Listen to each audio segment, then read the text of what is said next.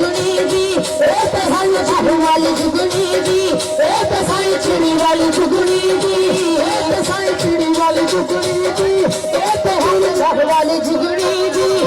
तो साई चिड़ी वाली जुगनी